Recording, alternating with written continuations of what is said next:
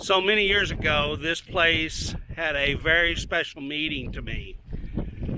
You see, there's a river called the Salt Fork of the Arkansas River, and it flows into the Salt Plains Reservoir. And me and a buddy, a guy, well, I won't mention his name, we'll just call him David Newland. He and I hopped in a canoe at this bridge, and we took a float trip, and we floated down to a pasture that my folks owned very close to the Salt Plains. Now, from my standpoint, it was a great adventure. You know, everything went well. It's not a major river.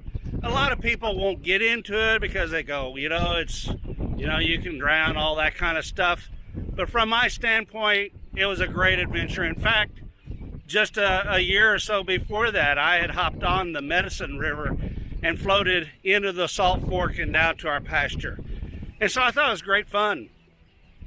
Well, it's probably one of the few times I ever got in trouble with my family because I was supposed to be going to church that night and I didn't show up, and they thought we'd drown, and I got in trouble. My friend, I don't know if he got in trouble, but anyway, we had a great time floating down the river. Well, what's the point of this video to you? Well, you know, it's kind of funny. I was getting ready to go to Alaska on my motorcycle a couple years ago. I didn't get to go, but I will someday. You know, people would say, well, how do you get to Alaska on a motorcycle? I'd say, well, you know, there's a road the whole way. And so my point is, there's a lot of adventures out there, and I hope that whatever that adventure is for you, that you will go out on faith and give it a try, because it'll bring some memories to you won't get any other way. And so what is that one adventure? Maybe it's an adventure in your profession. Maybe it's a travel adventure.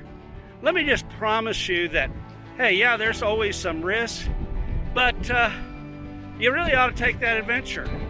Because when you're an older guy like me and you look back on those great times and you jumped in a canoe and you went down a little old dinky river, which we thought was a big river here, and got to see all the bends and the curves as we went through this area, hey, it was a great experience.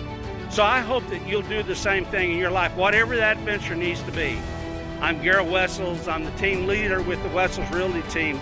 I help people buy, sell, invest in commercial and residential real estate.